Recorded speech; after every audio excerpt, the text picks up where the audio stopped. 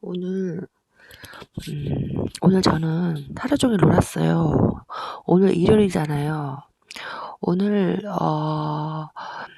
2 시까지 집에서 침대에서 뒹굴뒹굴 하다가 당근마켓에 3 군데 예약한 데를 인제 3 시부터 움직이기로 해서 6 시까지 3 군데. 근데 장소가 비슷해요. 근데 부담이 되더라고. 그거 찾아가려고 그러니까. 저는 움직이는 걸 싫어하거든요. 자전거를 타고 살도 뺄 겸 그렇게 했고, 그다음에 근데 해가 날 때 자전거를 달리니까 얼굴이 타는 거예요. 모자도 안 쓰고 선크림도 안 바르고. 그러나 살이 빠진다는 느낌에 기분이 좋았고, 그리고 제가 이 자전거를 마스터하니까 굉장히 빨리 달려요. 굉장히 빨리 달리니까 그 속도감이 제가 느끼기에도 너무 빠른 거예요. 그러고 있는데 옆에 있는 친구가 전화가 왔어요. 뭐 하냐고 빨리 오라고. 왜 그랬더니 뭔가 팔아 그러더라고요. 그래서 뭔가 탁자를 확보하고 경비 아저씨한테 이제 그거를 보관해 달라고 하면서 커피도 사드리고 하면서 오늘 처음으로 한번 한 2 시간 정도 밤에 같이 팔아보았습니다. 그리고 오늘은 별로 힘든 게 없었어요. 그래서 저는 자유로운 시간에 창의력을 발휘하는 게 있거든요. 어디 직장을 다니고 이렇게 시간 길게 해서 창의력이 발휘되는 것이 아니라, 저는 자유로운 시간 속에 시간일 때 집을 샀고 그런 식이에요. 그래서 오늘도 하나도 피곤하지 않았기 때문에 잠이 안 오고, 다음 주에는 할 일이 좀 많아요. 그래서 잠이 안 오네요.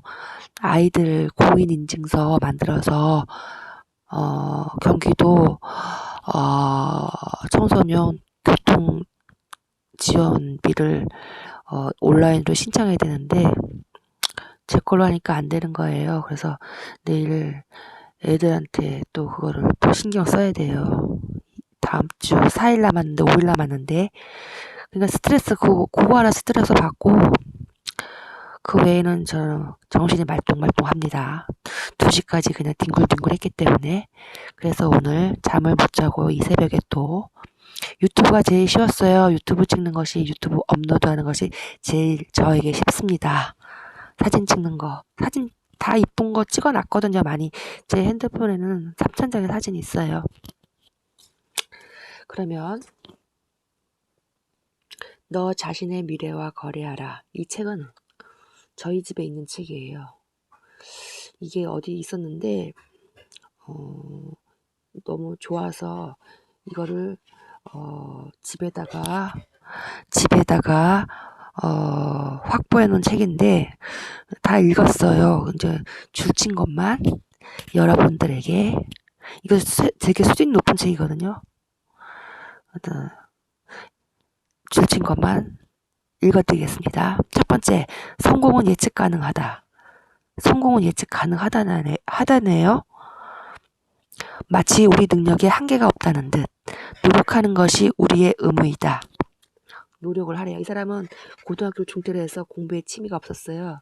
공부에 취미 있는 요즘도 취직은 안 되는 건 마찬가지인데, 어쨌든 이 사람은 좀 옛날 사람인 것 같은데, 그래서 일거리가 떨어졌을 때에는 방문 판매원이 되어 집집을 다니면서 물건을 팔았대요.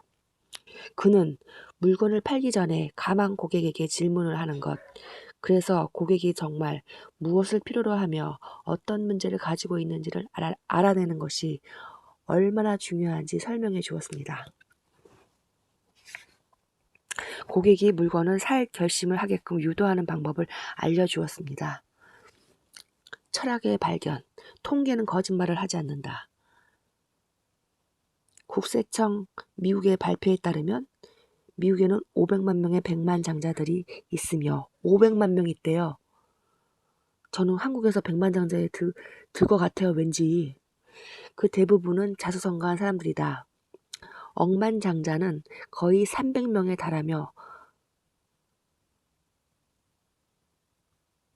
미국에서는 매년 10만 명 이상의 사람들이 새로 백만장자가 된대요. 5분에 1명 꼴이래. 이 모든 사람들이 단순히 운이 좋았단 말인가? 아니거든요.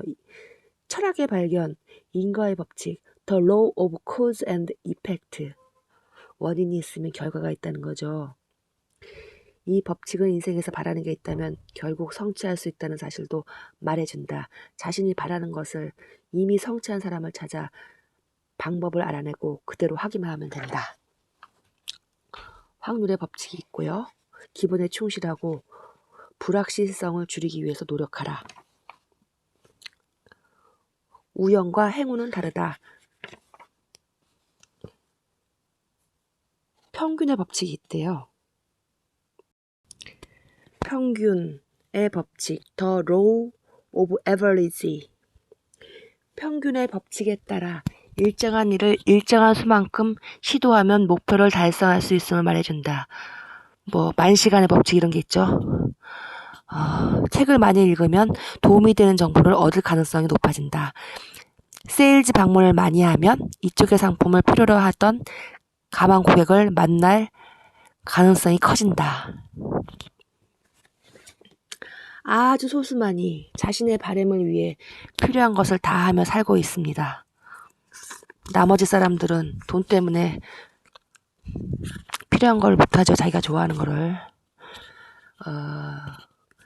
세일즈맨이라면 가망 고객을 찾고 프레젠테이션을 하고 사후 관리를 하고, 경영자라면 매일매일 신중하게 기획을 하고 일을 시작하기 전에 치밀하게 조직화하며 적재적소의 사람을 기용하고 적절히 업무를 분담하고 합리적으로 관리해야 한다. 그러면 성공하겠죠. 두 번째, 제1법칙. 우리의 잠재력은 무한하다.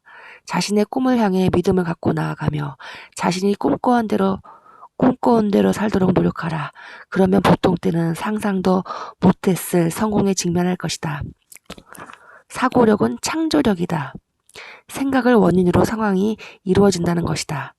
일단 생각을 해야 돼요. 비즈니스를 하려고 해도 마인드가 되어 있지 않으면은 할 수가 없어요. 그냥 자영업으로 끝나요. 비즈니스는 뭐냐? 비즈니스는 사람을 경영하는 거예요. 나보다 나은 사람과 같이 하는 거예요. 위아래로 있는 것이 아니라 손에 손을 잡고 상사와 부하가 없어요. 같이 하는 거예요. 나보다 나은 사람과 그러려면은 마인드가 중요하죠. 나보다 나은 사람과 하려면 에머슨의 말처럼 사람은 그가 자나 깨나 생각하는 대로의 사람이다. 생각이고 사람이라는 거죠. 행운을 끌어들이는 자석이 되라. 인력의 법칙, The Law of Attraction. 행운의 구성 요소들 중 아마 가장 중요한 요소일 것이다. 우리는 필연적으로 삶 속에서 우리가 주로 생각하는 대상인 사람들, 상황, 이념, 자원 등을 끌어당기게 된다는 것을 말해준다. 자신이 원하는 것에 대해 끊임없이 생각하고 말하면 점점 더 그것을 자기 인생에 끌어당기게 된다. 자신이 원하지 않는 것, 겁내거나 어려워하는 것만 말하는 사람, 또는 항상 불만이고 응어리진 사람은 자기 인생에 부정적인 경험을 계속 끌어당긴다. 그러니까 부정적인 말을 하지 말래요. 자기 원하는 것만 말하래요. 말이 시죠. 믿는 것이 보는 것이다. 신념의 법칙, The Law of Belief. 믿는 것이 보는 것이다. 너희 믿는 대로 되리라. 무릇 큰 마음의 생각이 어떠하면 그의 사람됨도 그러하니. 우리가 크게 성공하는 인생을 살 거라고 절대적으로 믿으면, 그리고 그에 따라 생각하고 행동하면 결국 그것은 사실이 된다. 스스로 행운의 주인공이라 믿고 좋은 일이 계속해서 생길 때 우리의 믿음은 우리 인생의 현실이 된다. 스스로의 현실을 만들어낸다. 셰익스피어는 썼다. 세상에는 좋거나 나쁜 게 없다. 우리 생각이 그렇게 만들 뿐이지. 그 열매로 안다. 신약성서에서 예수는 말한다. 너희는 그 열매로 그 사람들을 알리라. 우리는 상대방이 살면서 어떤 열매를 남기고 있는지를 보고 그 사람이 주로 무엇을 생각하고 있는지 알아차릴 수 있다.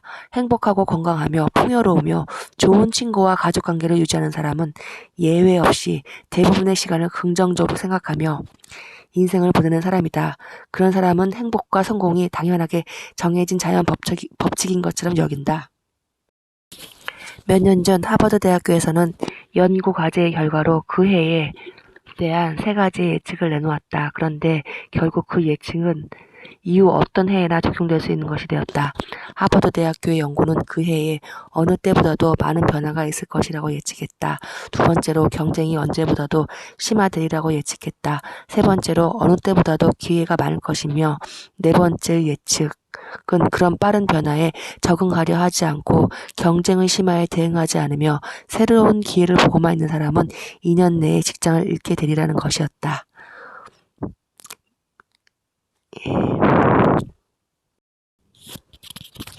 우리는 역사 속에서 염원의 대상이었던 새로운 황금시대로 진입하고 있다. 그러므로 한계는 없다. 한계는 내가 한계를 짓는 거고 뭘 할 수 있다고 믿거나 할 수 없을 거라고 믿거나 그대로 될 것이다. 나는 한계가 없다고 말하면 한계가 없어질 것이다. 최선을 기대하라. 기대의 법칙, The Law of Expectation. 또 하나의 행운 유발 요인을 보여준다. 이 법칙은 확신을 갖고 기대하는 모든 것은 자기 충족적 예언이 된다는 사실을 알려준다. 넌 기대 안 했어 이러면은 기대 안 하면은 별로 일이 안 생겨요. 근데 오늘은 뭔가 좋은 일이 생길 거야. 오늘은 뭔가 좋은 일이 생길 거라고. 나는 부자가 될 거야. 믿음대로 되죠. 그리고 부자 500명의 성공 비결. 나폴레온 힐은 미국의 부자 500명에 대한 연구의 결론으로 그 부자들이 공유하는 한 가지 특질은 긍정적 기대 습관이라고 주장했다. 저도 기대해요. 전 부자가 될 거라고. 미국에서도 그렇지만 한국에서 백만장자 안에 들 겁니다. 유튜브에서 성공할 겁니다. 그들은 난관이나 실패에 직면해도 그만큼 가치와 이익이 있을 일일 거라고 생각하는 경향이 있다. 모든 것이 협력하여 선을 이룬다는 거죠. 그리고 언제나 그 숨은 이익을 찾아냈다. 우리도 그들처럼 할 수 있다. 우리가 자신감을 갖고 긍정적이 될수록 우리의 성공은 운명이 된다. 우리는 주변에 강력한 흡입력의 필드를 치게 되며 더 많은 인맥과 기회를 끌어들임으로써 우리의 목표를 더 빨리 이룰 수 있게 된다. 우리 손으로 우리 미래를 만드는 것이다. 자신의 망상 피질을 활성화하라. 우리 뇌에는 망상 피질이라고 불리는 작은 손가락 같은 기관이 있다. 망상 피질은 마치 전화기의 배전반처럼 외부의 신호를 받아들이고 신호를 바라는 역할을 한다. 망상 피질은 정보를 받아서 의식 및 무의식으로 전달해준다. 우리의 망상 피질 또는 망상 활성계는 우리 자신이 무엇을 원하며 무엇을 가장 중시하는지에 대해 내려준 지침을 기본으로 움직인다. 예를 들어 빨간색 스포츠카가 갖고 싶다는 생각을 하면 여기저기서 빨간색 스포츠카의 모습을 보게 된다. 제가 옛날에 외제차 갖고 싶었는데 외제차에 앉았었거든요. 한번 앉아봤어요. 파는 데서. 근데 외제차를 진짜 타봤어요. 우리의 욕구나 목표가 망상 피질을 자극해서 빨간색 스포츠카에 대한 인식 민감성을 높여주는 것이다. 어딜 가도 빨간 스포츠카가 눈에 들어오게 된다. 재정적 자립을 결심했다면 당장 재정적으로 도움이 될 만한 정보, 사람, 기회 등에 눈과 귀가 쏠릴 것이다. 그에 대해 아이디어나 충고를 해줄 사람들과 보내는 시간이 자꾸만 늘어날 것이다. 성공을 마음에 프로그래밍하라. 우리는 내적으로 프로그램된 것에 따라 외적인 행동을 한다. 이 프로그래밍은 우연히 이루어질 수도 있고 의도적으로 이루어질 수도 있다. 자기 인생의 방향을 스스로에게 암시할 수 있게 된다면 우리는 또 한 가지 행운의 구성 요소를 갖춘 것이다. 우리는 우리의 각오를 되풀이함으로써 우리 마음의 프로그램을 제어할 수 있다. 과거의 반복이 가진 힘은 우리의 생각, 느낌, 행동까지 바꿔놓을 만큼 강하다. 우리가 늘 생각하는 존재가 되는 것은 우리 자신에게 말하고 우리 마음으로부터 믿는 존재가 되는 것이기도 하다. 어떤 목표든 그 목표를 긍정적이고 현재 시제를 써서 자신을 주어로 하여 되뇌고 또 되뇌다면 그것은 우리 무의식의 명령으로 받아들여질 것이다. 우리 무의식은 흡입력을 발휘해 빨아당기죠. 그 목표의 실현 시기가 가까워지게끔 우리 생활을 바꾸기 시작할 것이다. 가령 이런 식으로 각오를 반복한다고 하자. 매년 5만 달러를 번다. 매년 5만 달러를 번다. 매년 5만 달러를 번다. 반복하면 할수록 우리는 이 명령을 우리의 무의식에 더욱 깊이 각인시키게 된다. 그것은 프로그램 과정이라고 할 수 있다. 결국 이 목표는 무의식에 수용되면서 자체적인 힘을 갖게 된다. 얼마 지나지 않아 자신의 내부에서 또 주변에서 꿈을 현실로 바꾸는 과정이 시작된다. 행운하라는 말을 듣는 사람들은 그들은 항상 자신이 원하는 일을 확신에 차 이야기하며 그 목표를 이루기 위해 해야 할 구체적인 과제도 열심히 이야기한다.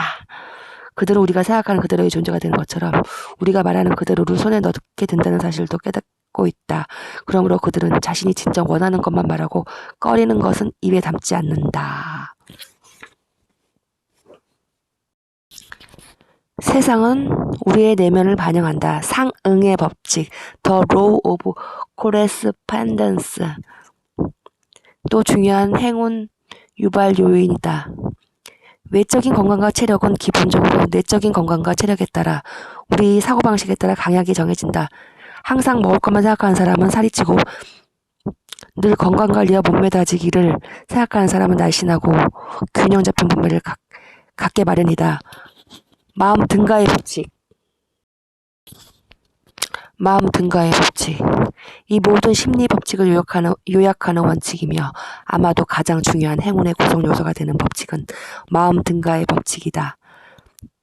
The Law of Mental Equivalence. 그것은 살면서 겪는 경험은 마음속에서 벌어진 일의 심리적 평형을 찾는 것임을 알려준다. 따라서 우리의 주 목표는 외적인 만족을 얻기 위해 내적인 평형을 추구하는 것이어야 한다. 더 큰 만족을 누리고 더 큰 업적을 이루기 위해 우리는 마음속에 성공, 건강, 행복, 풍요, 성취 등의 의식을 우리의 진정한 욕구에 맞춰 갈무리해야 한다. 외부 세계에서 이루어지기 전에 마음속에서 먼저 이루어져야 한다. 자기 마음의 참된 주인이 되어야 한다. 이 마음의 평형을 이루는 노력은 언제라도 시작할 수 있다. 우리 삶과 운명은 과거의 생각이나 장래에 대한 생각에 좌우되지 않는다. 단지 지금 갖고 있는 생각, 바로 이 순간, 지금이 이금저금보다 지금이 제일 좋다 그러죠.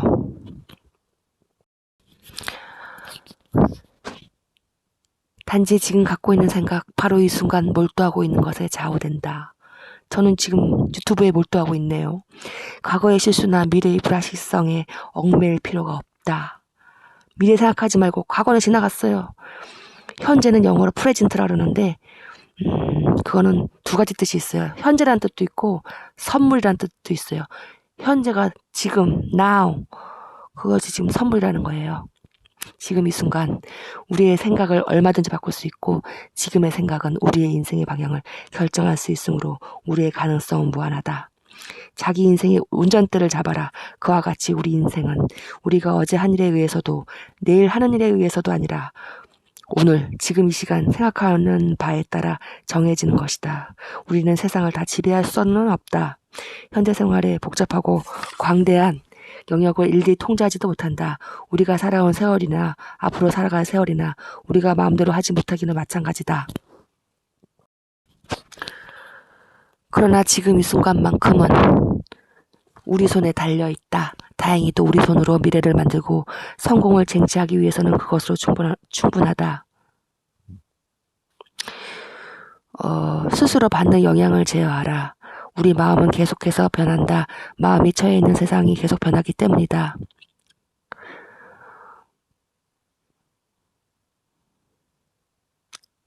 자기 인생을 책임져라. 사실 저는 결혼해서 남편 덕에 살려고 했어요.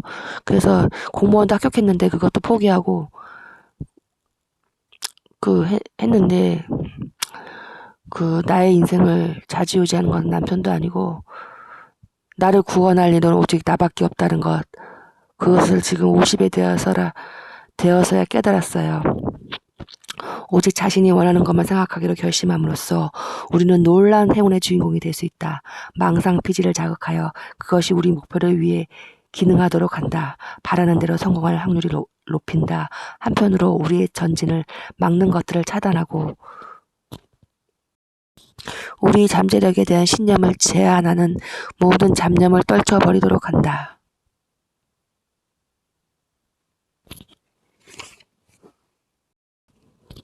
여러분, 세 번째, 제2법칙, 명확성이 중요하다.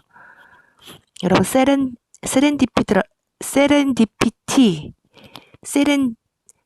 세렌디피티라고 있죠.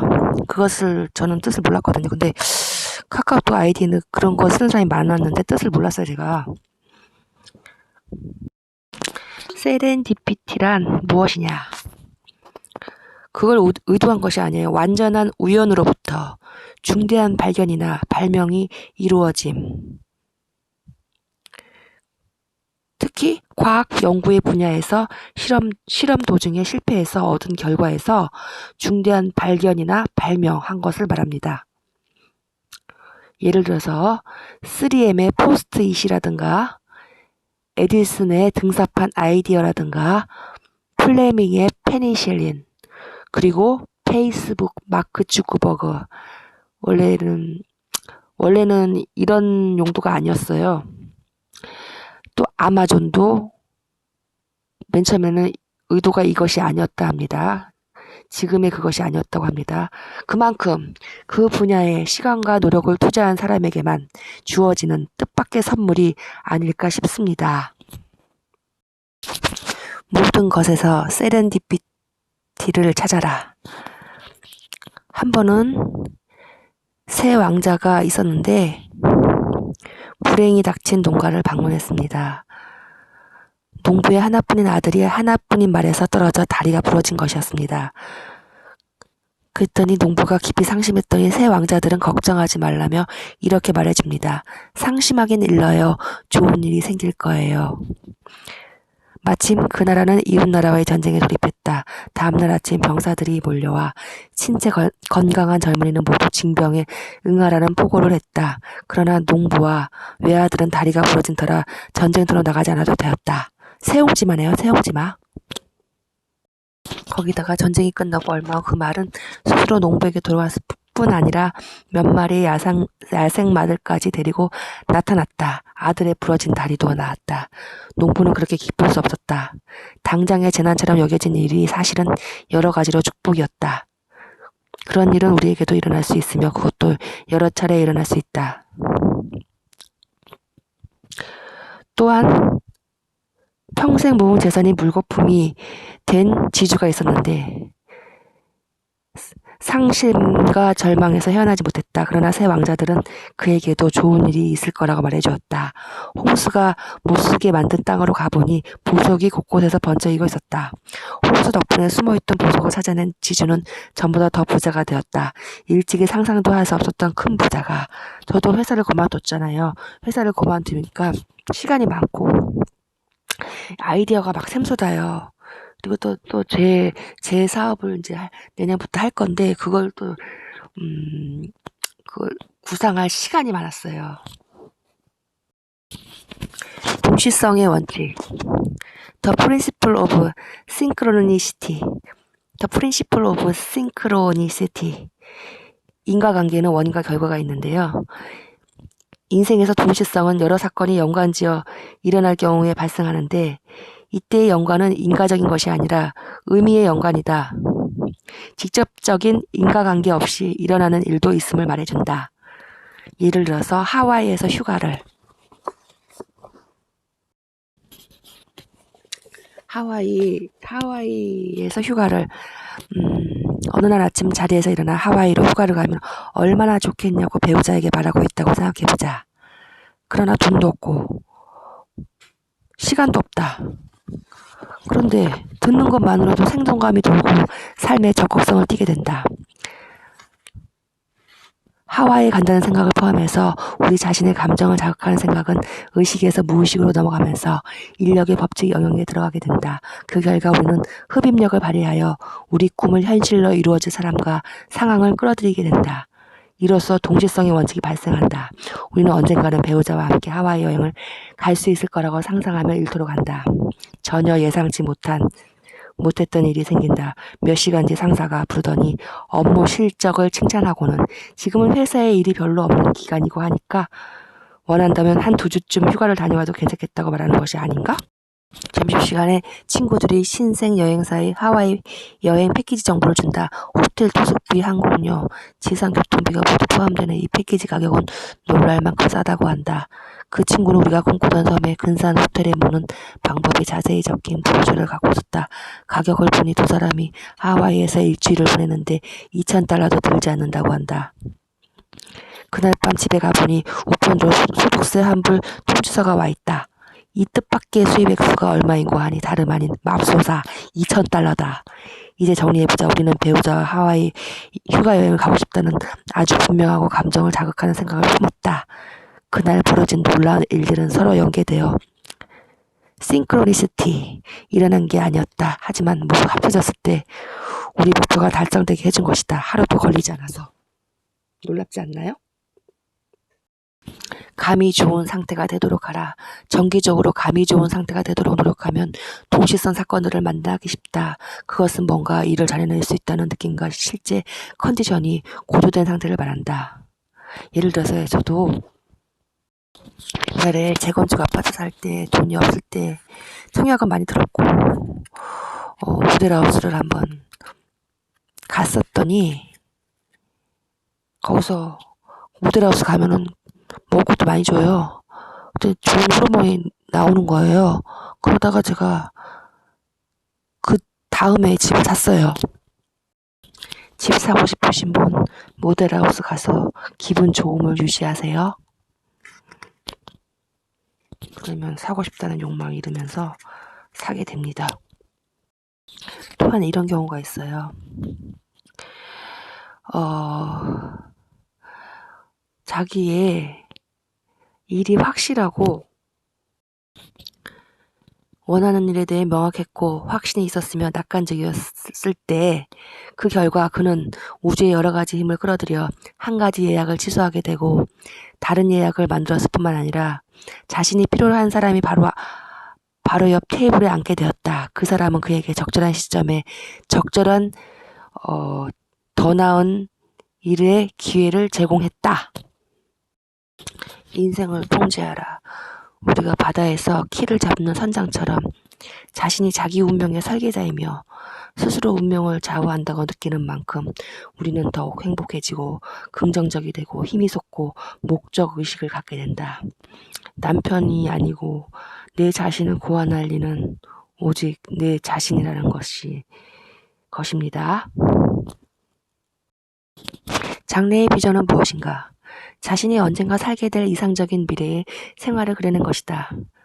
아무튼 상상에는 그야말로 한계가 없지 않은가. 노 리미트, 자신의 손에 마술 지팡이가 들려있다고 상상하고 완벽한 미래를 만들 수 있다면 어떤 모습일까? 리더는 비전의 소유자라는 점에서 보통 사람들과 다르다. 리더는 비전을 갖는다. 저는 비전이 이미 있어요.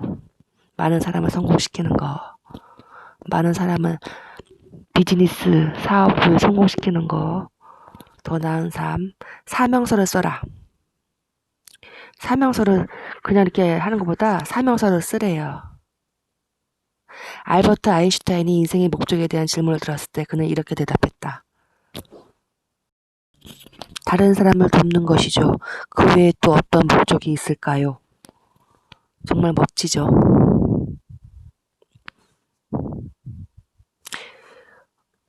그리고 저는 또 저의 사명서는 다른 사람에게 이익이 되게 하면서 사업을 확장해 나가는 거예요.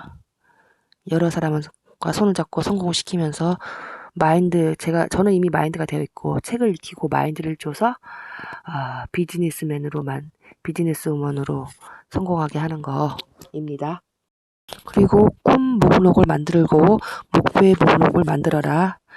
목표를 이루기 위해 계획을 세우라.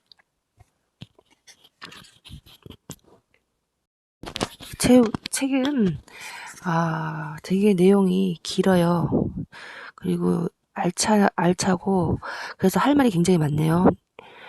4. 제3법칙 아는 것이 힘이다. 지혜를 찾는 사람은 복이 있고 명철을 얻는 사람은 복이 있다. 참으로 지혜를 얻는 것이 은을 얻는 것보다 낫고 황금을 얻는 것보다 더 유익하다. 지혜는 진주보다 더 값지고 내가 갖고 싶어하는 그 어떤 것도 이것과 비교할 수 없다. 잠언서 3장 13절에서 15절이네요. 가치의 근본 원천. 컴퓨터 공학에서는 무어의 법칙에 따라 무어의 법칙이 무엇이냐면은 정보 처리 능력이 18개월마다 2배로 증가한대요. 같은 기간의 정보 처리 소요 비용은 50%씩 절감된다. 참으로 놀라운 효율성 증대가 아닌가. 아는 것은 힘이다. 계속 레벨업 하라. 대학 졸업자의 80%는 졸업 후 2년 안에 전공과는 무관한 직업을 갖는 것이다. 누구나 빈손으로 시작할 수 있다. 스티브 잡스와 스티브 워즈니악도 애플 컴퓨터를 세우며 이런 식이었다. 처음에 그들에게는 아이디어밖에 없었다. 아이디어가 중요하죠. 아이디어가 돈이 돼요. 그는 세계 최고의 자수성가형 억만장자가 되었으며 그 원동력은 오직 브레인 파워였다. 그리고 또 한 가지 우리의 생각의 질을 결정하는 요인은 독서예요. 그래서 리더 LEADER 리더는 리더다. READER 똑같은 리더인데 앞에는 L이고 뒤는 R이죠. 리더 이끌어가는 사람은 앞에서 이끌어가는 사람은 책을 읽는 사람이다. 리더다. 책을 많이 읽어야 책 속에 길이 있대요. 고기가 있는 곳에 금으로 쳐라. 상품 전시회, 총회, 전람회 등에 정기적으로 참석하도록 한다. 특히 자기 분야와 구체적으로 맥이 닿는 경우에는 되도록 빠뜨리지 말자. 나는 오랫동안 많은 연차 총회와 협회 모임에서 강연해 왔는데 그 업계에서 가장 뛰어나고 소득이 높은 인물들은 언제나 얼굴을 볼 수 있었다. 그들은 항상 전 시장을 샅샅이 둘러본다. 그들은 총회 진행 중 중요한 시간마다 맨 첫 줄에 앉는다. 성공한 사람이 되고 싶은가? 그러면 성공한 사람처럼 행동하라.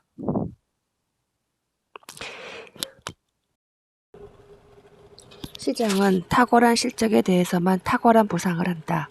평범한 실적에는 평범한 보상이 따르고 평균 이하의 실적을 보인 사람들에게는 평균 이하의 보상, 실직, 지위 불안이 돌아간다. 그런데 제가 보면은 열심히 일해도 그만큼 열심히 일하지만 모든 사람에게 자격이 돌아가는 건 아니더라고요. 보니까 그 윗사람의 생각대로 가더라고요. 윗사람이 지위를 주면은 그렇게 되고 꼭 그게 그렇게 비례하진 않더라고요. 다른 사람을 돕는데 헌신하면 상상 이상의 행운이 올 수 있다. 투철한 봉사 정신을 가진 사람은 상대방에게 이로운 일을 해주는 것에 열심인데 상대방이 만족한 결과 자기 자신이 덕을 보는 경우가 많은 것이다. 우리 고객들이 느끼는 만족도가 우리의 소득, 승진, 명성, 그리고 금전 면에서와 직장 경력 면에서 우리의 성공도를 결정짓는다. 디저브라는 단어는 두 개의 라틴어 어원을 갖고 있는데 DE와 SERVUS를 합치면 봉사를 통하여. 많은 사람들이 스스로에게 성공과 부를 누릴 자격이 없다는 패배감을 갖고 있다. 저는 이렇게 생각해요. 세상에는 얼마든지 부가 있고 얼마든지 돈이 있고 나는 그걸 누릴 자격이 있다고. 나는 행운아라고. 그런 생각을 하고 있어요. 그걸 하지 않으면은 그 행운이 돌아오지 않아요. 이 세상에는 많은 부가, 많은 돈이 있는 건 사실이거든요. 지금이 또 많은 부를 가질 그 온라인 세상에서 그런 기회가 아주 상재해 있는 시대죠. 우리 모두는 인생에서 가능한 무엇이든 얻을 자격이 충분하다. 그렇게 생각해야 돼요. 성실히 남을 돕는 일을 게을리하지 않는다면 남을 도와야 된대요. 세일즈맨이라면 다음과 같은 7가지 핵심 성과 영역을 갖는다. 가망 고객 파악, 친근감과 신뢰 형성, 욕구와 문제점 파악, 해결책 제시, 계약 체결, 재판매와 추천 확보. 이 기능을 7가지를 모두 탁월하게 수행해야 한다. 자신의 에서 앞서가고 싶다면 자신의 업무 활동을 끊임없이 분석하고 평가해야 한다. 그리고 그것을 더욱 개선할 방안을 연구해야 한다.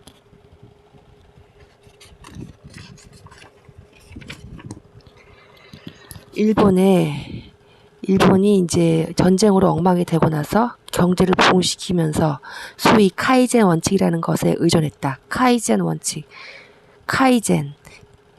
한문으로 개선. 이란 일본 말은 지속적인 향상을 의미한다. 이 원칙은 단번에 큰 진보를 이루기보다 차근차근 발전할 것을 제시한다. 그리고 얼마나 많은 일자리 제의를 받았는가, 얼마나 많이 스카우트 제의를 받았는가, 내 몸값, 자신의 미래에 대해서 진지해져라, 결단을 내려라, 나는 성공하겠다는, 그리고 좋아하는 일을 하라, 열정을 가지고 좋아하는 일을 해라. 다시 말해 시간과 돈에 구애받지 않는다면, 그리고 자유롭게 자신이 원하는 일을 할 수 있다면 무슨 일을 가장 하고 싶은가? 오늘날 세상에서 가장 성공적이고 행복하게 살고 있는 사람들은 자신이 진정 원하는 일, 세상을 바꿀 수 있다고 믿어 의심치 않는 일에 종사하며 그쪽에서 최고가 되기 위해 온 힘을 다하고 있는 사람들이다. 태어날 때부터 재능이 있죠. 누구나 좋아하는 거 잘하는 게 따로 있어요. 우리는 아주 특별한 식으로 살도록 되어 있다. 다른 사람에게 정말로 도움이 되는 뭔가를 해냈다고 느낄 때 가장 순수한 행복과 성취감을 맛보게 된다. 지금까지 거둔 성공에 가장 도움이 되었던 기술이나 능력은 어떤 것인가? 자신은 늘 쉽게 여겼지만 다른 사람들은 어려워했던 것은 무엇인가? 학교에서 가장 좋아했던 과목이나 활동은 무엇이었는가? 목표를 세워라. 계획을 세워라. 그리고 바쁘게 움직여라. 6. 제5법칙. 태도가 전부이다. 태도가 전부래요. 또 친근함의 원칙. The Principle of Liking. 많은 사람들과 친해질수록 그들에게 영향을 미치며 그들로부터 목표 달성에 필요한 도움을 얻는다. 어느 분야에서나 인기가 많은 사람은 영향력이 큰 사람이기도 하다. 소질이 아닌 태도가 인생의 고도를 결정한다. 우리 주변 사람들은 우리의 태도에 영향을 받고 거의 즉각적으로 반응한다. 우리가 사람들과 지내며 긍정적이고 유쾌하며 호감이 가는 태도를 보이면 그들도 우리를 긍정하고 유쾌히 여기며 호감을 갖는다. 거울인 것 같아요. 부부 사이도 웃으면 웃고 짜증내면 짜증내고 그래요. 팀플레이어가 되라. 직장에서 동료들과 잘 지내고 협력하며 좋은 팀플레이어가 되는 것은 가장 존중받는 직원이 되기 위해 제일 가는 조건이다. 심지어 불황기에도 제일 먼저 해고당하는 사람은 부정적인 태도의 소유자다. 누구하고나 잘 지내는 사람인 긍정적 태도의 소유자는 언제나 마지막까지 남는다. 자기 존중이란 자신을 좋아하는 정도라고 정의된다. 정신의 근육, 즉 자기 존중, 자기 신뢰감 역시 특별한 방식으로 계속 사용해야 감퇴하지 않는다. 정신 단련 프로그램. 자신의 모든 것과 앞으로 자신이 겪을 모든 것에 대해 책임을 지겠다고 의식적으로 다짐한다. 변명도 하지 않는다. 다른 누구의 탓도 하지 않는다. 자기 자신이야말로 자신의 현재와 미래에 대한 근본적인 창조주라고 여긴다. 내 자신을 구원할 자는 누구요? 오직 나밖에 없어요. 지금 이 자리에 있게 된 것은 다름 아닌 과거의 선택과 결정 때문이었으며 지금의 또 결정은 또 미래가 결정되죠.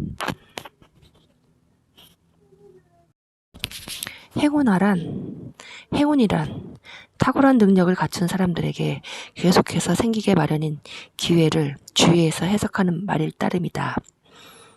따라서 자신이 원하는 일에 대해 계속 생각하고 원하지 않는 일은 생각하지 않도록 스스로를 다스려야 한다. 마음의 성공을 프로그램하라. 첫 번째 기법은 주기적으로 긍정적인 선언을 하여 자신의 무의식에 프로그래밍을 하고 유쾌하고 낙관적인 기분을 유지하도록 하는 것이다. 자신이 느끼는 감정의 95%는 자기 자신의 목소리에 좌우된다. 즉, 순간순간마다 자신에게 말하는 내면의 소리에 따라 감정의 기복이 생긴다. 외면이 아니에요. 내면의 소리예요. 또한 이런 말을 되뇌면서 하루를 시작해보는 것도 좋다. 난 행복해. 힘이 넘쳐. 기분이 정말 최고야. 잘 돼가느냐고 사람들이 물을 때마다 긍정적으로 대답한다. 잘 되다 마다요. 아주 좋지요. 자신과 자신의 일에 대하여 실제 그 순간보다는 되고자 하는 모습에 따라 설명하라. 잊지 말자. 실제로 목적을 달성하기 전에 무의식에는 이미 달성했다고 말해주어야 한다. 거짓말을 하다 보면 참말이 된다.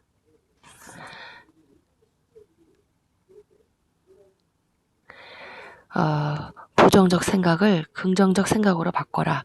대체의 법칙은 우리의 의식이 한 번에 한 가지씩만 생각할 수 있음을 지적한다. 긍정적이거나 부정적이거나 한 가지씩만.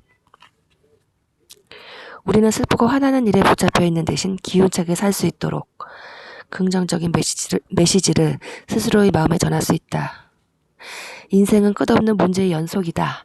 지금 자신의 인생은 아마도 크고 작은 문제들로 가득 차 있을 것이다. 무엇을 보든 그대로 된다. 미래의 목표를 현재의 사실처럼 보는 능력, 그리고 지금의 자신을 원하는 모습이 이미 된 듯 바라봄의 법칙이죠. 바라보는 능력은 성공과 행복, 위협을 달성하기 위해 쓸 수 있는 가장 강력한 수단 중 하나다. 마음이 그리는 이미지의 진보에서 비롯된다. 인생의 모든 진보는 반면 성공한 사람들, 행복한 사람들이 물으면 대부분 되고 싶은 모습, 하고 싶은 일, 갖고 싶은 것을 그린다고 대답할 것이다. 꿈을 이루기 위해 취할 구체적인 행동은 생각하고 말한다. 신나는 그림들로 마음을 채워라. 인력의 법칙 끌어당기는 거는 내가 생각하는 걸 끌어당기죠. 필링을 붙잡아라. 생각 곱하기 감정은 현실이 된다. 그게 성공의 법칙이래요. 그러니까 좋은 감정을 유지해야 돼요. 기분 나쁨을 유지하면 안 되고, 생각은 행동을 낳고 행동은 생각을 낳는다. 사람은 매우 시각 중심적이다. 첫 인상을 좋게 주지 못하면 영영 만회할 수 없다는 말을 들어보았을 것이다. 그리고 우리의 외모는 중요한 성공 요인이며 우리의 행운에 큰 기여를 할 수 있다. 때때로 우리의 이미지 때문에 중요한 비즈니스가 성사되기도 하고 깨지기도 한다. 그래서 인상은 30초 내에 그 첫인상이 결정되죠. 그래서 비즈니스에 적절한 옷차림을 하라는 거고, 사람은 외모를, 하나님은 중심을 보시지만 사람은 외모를 보거든요. 상위 직급 사람들의 옷차림을 보고 배워라. 지금 옷에 쓰는 돈의 2배를 쓰고 옷가지 수는 반으로 줄여라. 유능하고 전문가적인 이미지와 지식과 기술을 계속해서 넓혀가려는 열의가 합쳐진다면 그런 사람은 출세 특급 열차에 올라탄 것과 같다. 자기 분야에서 가장 유력한 사람들이 그에게 활짝 문을 열어줄 것이다. 자기 분야에서 가장 유력한 사람들이 그에게 활짝 문을 열어줄 것이다. 성공한 사람처럼 입어라. 그러면 성공한 사람처럼 생각하고 느끼고 행동하게 된다. 중요한 인물인 것처럼 걷고 말하고 몸차림과 옷차림을 하면 자기 자신에게 효과가 돌아온다. 모든 문을 열어라. 주변 사람들을 자극하여 우리의 성공에 힘을 보태도록 만든다. 남들에게 잘 대하는 만큼 남들도 내게 잘 대해준다. 보다 긍정적인 사람이 될수록 더 많은 사람들이 우리와 사귀려 하며 우리와 함께 일하고 싶어 한다. 다른 사람들이 우리가 리더가 되는 것을 원할 때 리더십이 성립한다는 것이다. 사람들과 협력과 교류를 활발히 할수록 그들은 우리가 성공하기를 진심으로 바라게 된다. 비로소 우리 앞에 문들이 열린다. 행운의 주문 같은 것으로 열리는 게 아니고 그리고 7번째, 제6법칙, 인간관계가 핵심이다. 인간관계의 법칙, The Law of Relationship. 인간관계를 relationship이라고 해요. 인생의 모든 중요한 변화는 다른 사람들과 연관되어 일어난다. 원대한 목표를 이루고 싶다면 다른 사람들과 많이 접촉하고 협력하지 않으면 안 된다. 우리가 어떤 사람이 은행에서 돈을 빌려야 되는데 융자가 안 되는 거예요. 번번이 퇴짜 맞는데 그 사람은 그러나 낙관주의자였습니다. 그는 이렇게 대답했습니다. 한 번도 그런 적은 없었네. 충분히 많은 사람에게 말하기만 하면 결국 융자를 받을 수 있을 거라고 믿었거든.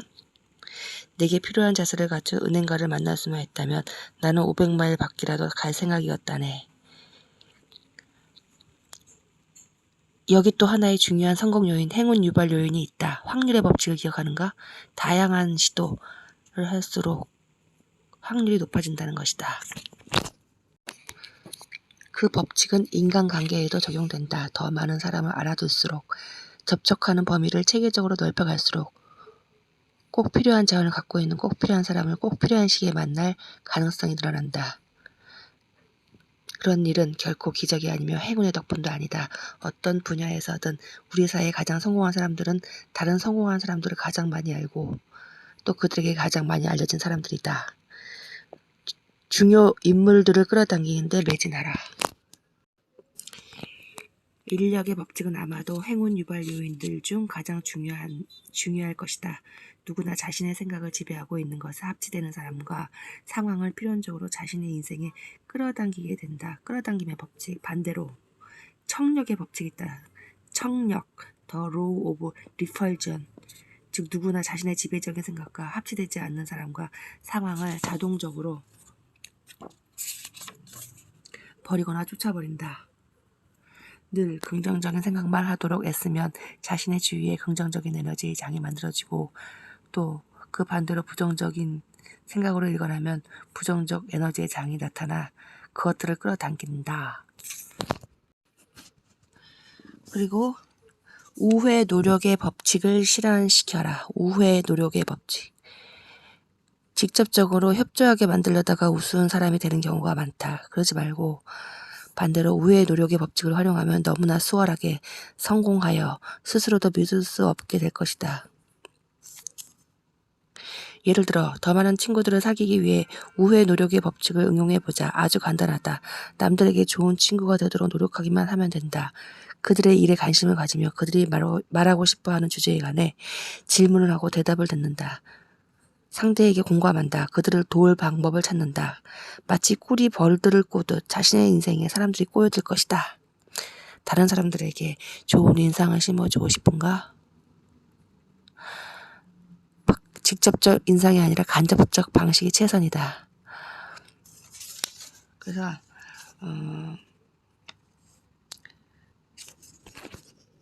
우회 노력의 법칙을 응용하는 일환으로 사람들을 칭찬하고 칭찬은 고래도 춤추게 하잖아요.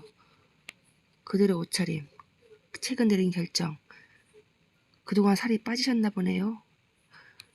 그러면은 상대의 외모를 칭찬해. 인간의 가장 근본적인 욕구를 충족시켜라. 그래서 먼저 자신에게 뭘 해주기를 기다리고 있기만 했던 사람들은 아니고 먼저 베풀어야 한다는 것이다. 뿌린 대로 거두는 법칙에 위반된다. 씨도 뿌리지 않은 농부에게 수확이 웬 말인가. 그러므로 우리는 온 마음을 다해 씨를 뿌려야 한다. 좋은 생각, 좋은 아이디어, 좋은 느낌이라는 씨를 우리 인간관계의 밭에 뿌리는 것이다.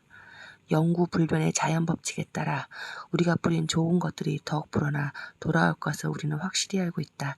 아낌없이 베풀어라. 기부의 법칙, 행운 유발 요인 중에 The Law of Giving. 아낌없이 줄수록 예상치 못한 보답을 받게 된다는 의미이다. 자신이 뭔가를 베풀어준 바로 그 사람에게 그 보답을 기대하는 사람이 많다. 그러나 그런 일은 쉽게 일어나지 않는다. 조건 없이 베푼다. 갚으면은 그 사람한테 못 받는다 그래도 다른 데서 또 우리가 보답을 받아요. 다른 사람이 또 그 몇십 배, 몇백 배를 받을 수도 있고요. 그리고 짐작도 못했던 곳에서 우리를 도와줄 사람과 상황을 만나는 인력을 발휘하게 된다. 인력이란 게 뭐예요? 끌어당겨진다는 거죠. 다른 쪽에서. 그러니까 저는 이쪽에서 베풀면 돼요. 친절하면 틀림없이 복이 온다. 존 디 록펠러는 주급 $3.75의 격리로 사회생활을 시작했다. 그는 수입의 20%를 저금하고 50%는 교회에 헌금했다. 그리고 나머지 30%로 생활했다. 세월이 지나 그는 초창기의 석유 사업에 뛰어들어 미국 최대의 석유 회사인 스탠더드 오일을 세웠다. 그가 쌓은 엄청난 부는 미국 소비자들에게 싼 값으로 기름을 공급하려는 집착적인 열정에서 비롯됐다.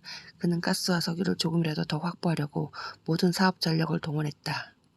그는 석유 보급과 배송 시스템을 정교하고 복잡하게 체계화했다.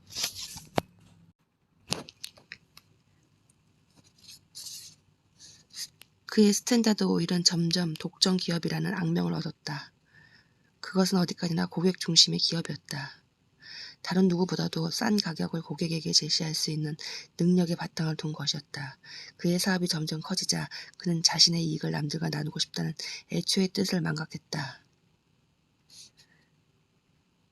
록펠러가 52세가 되었을 때 그는 세계 최대의 부자가 되어 있었다. 하지만 한편으로는 쇠약한 병자이기도 했다. 그의 육체는 서서히 무너져갔다. 의사들은 그에게 몇 달 살지 못할 것이다. 아마 1년을 넘기기 어려울 것이라고 말했다. 그는 너무 오래 너무 열심히 일했으며 스스로의 몸을 함부로 혹사시켰던 것이다. 이제 죽을 날만 얼마 남지 않은 록펠러는 초심으로 돌아가 뜻있게 돈을 쓰자고 결심했다. 그는 자선단체에다가 자선사업을 만들어서 교회와 복지재단 거기에 기부를 많이 했다. 근데 그의 건강은 오히려 더 나아졌고 돈은 더 많이 벌었다. 주는 사람이 받는 사람보다 덕을 본다. 세계 최고의 부자 가문 대부분은 자선과 박애로 이름이 높다. 그들은 미처 의식하지 못하는 가운데 보답을 기대하지 않으면서 행하는 자선을 늘릴수록 세상의 힘이 그들을 위해 작용하도록 만들고 있다. 자선과 박애의 행동을 통해 더 많이 이익을 보는 사람은 항상 주는 쪽이지 받는 쪽이 아니다. 이상하죠? 받는 사람이 이길 것 같은데 주는 사람이 딴 데서 또 더 크게 된다네요? 아낌없이 줄 때 우리의 내면은 변화를 겪는다. 우리의 마음은 안으로부터 변화된다. 우리가 바라는 만족, 기쁨, 성취감에 일치하는 감정이 새로 자라난다. 진정한 행운의 주인공으로 변한다. 잊지 말자. 우리는 우리 내면의 사람과 많이 다른 사람을 인생에 끌어당길 수 없다. 탁월한 사람들을 주변에 두고 싶다면 스스로 탁월해져야 한다. 우리의 인간관계들, 특히 가장 중요한 인간관계는 언제나 우리의 참된 인격, 가치관, 신념, 태도를 반영한다. 우리는 언제나 내면의 진실한 모습을 외부에서 경험한다. 쓸데없는 인연을 맺지 마라. 함께 일하고 사귀는 사람들을 고를 때는 철저히 이기적이 되어야 한다. 하버드 대학교의 데이빗 맥클렐란 박사가 수행한 연구 결과는 자신이 참조 집단으로 어떤 사람들을 택하느냐가 25년 뒤의 성공과 행복을 다른 어떤 선택보다 더 강하게 결정한다고 한다. 독수리와 함께 날면 독수리의 시각으로 보고 독수리처럼 느낄 것이다. 칠면조와 함께 걸으면 칠면조처럼 뒤뚱거리며 꾀꾀거릴 것이다. 자기 주변에 어떤 사람들을 두느냐는 자신의 인격, 주의 주장, 목표 그리고 모든 성취에 막대한 영향을 미친다. 성공하는 사람들은 흔히 독보를 걷는 사람이라고 얘기된다. 그것은 그들이 독단적임을 의미하지 않는다. 그런 사람에겐 친구가 많다. 하지만 아무나 사귀지는 않는다. 그런 사람은 친구를 고를 때는 그 이상 신중할 수가 없다. 함께 있어서 즐겁고 뭔가 얻는 게 있는 사람들에게 다가간다. 우리도 그렇게 해야 한다. 밖으로 나가라. 사람들을 만나라. 미국에서 자수성가한 백만장자들의 가장 두드러진 공통점들 중 하나는 끊임없이 네트워크를 구축하는 사람들이 일하는 점이다. 그들은 더 많은 사람을 알고 더 많은 사람에게 알려질수록 영업을 하거나 기회를 잡거나 할 때 더 행운이 따른다는 사실을 아는 사람들이다. 그들은 살면서 만나는 중요한 사람들과 네트워킹을 할 기회를 하나라도 놓치지 않으려 한다. 사업을 시작할 때 그녀는 곧바로 자기 업계의 모임들과 단체들에 가입했다. 그리고 기획과 관리를 맡음으로 신뢰를 얻었다. 그래서 그녀에게 좋은 기회가 연달아 나타나기 시작했다. 업계 내외의 중요한 인물들이 그녀를 물심양면으로 도와주었다. 그녀는 보통 몇 년이 걸려야 가능한 위치까지 몇 달 만에 올라갔다. 신뢰의 법칙, The Law of Credibility는 중요한 행운 유발 요인이다.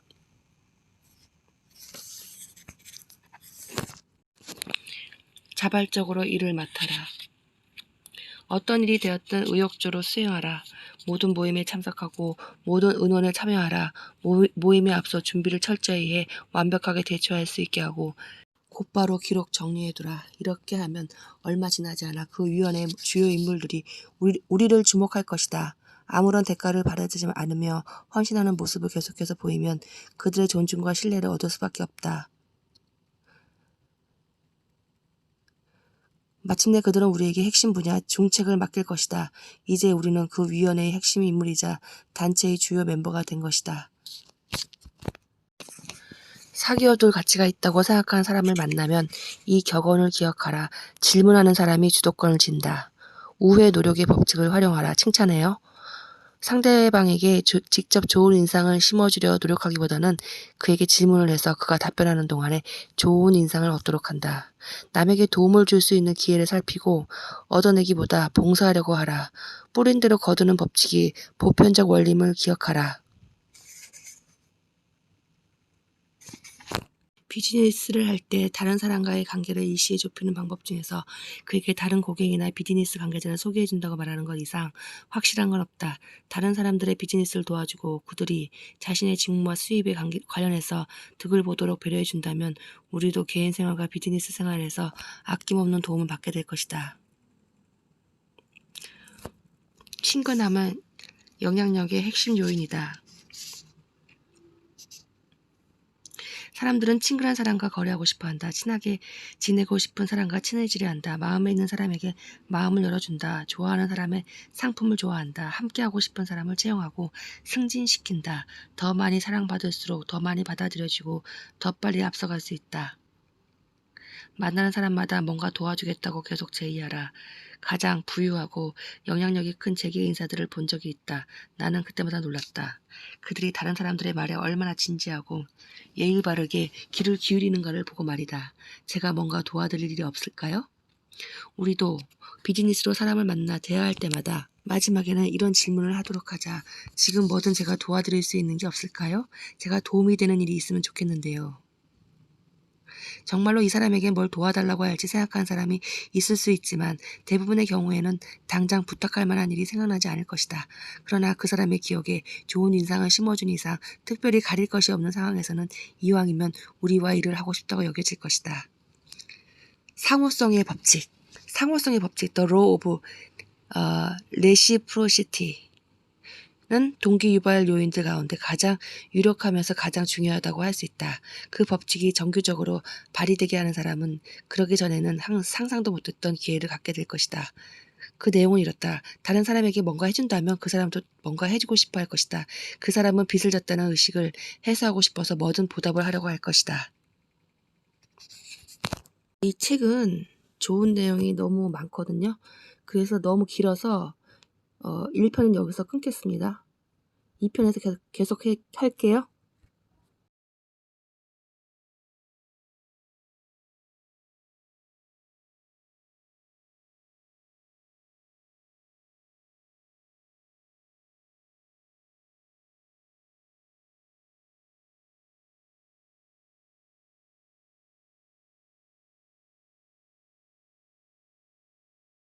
냉동 갈, 어,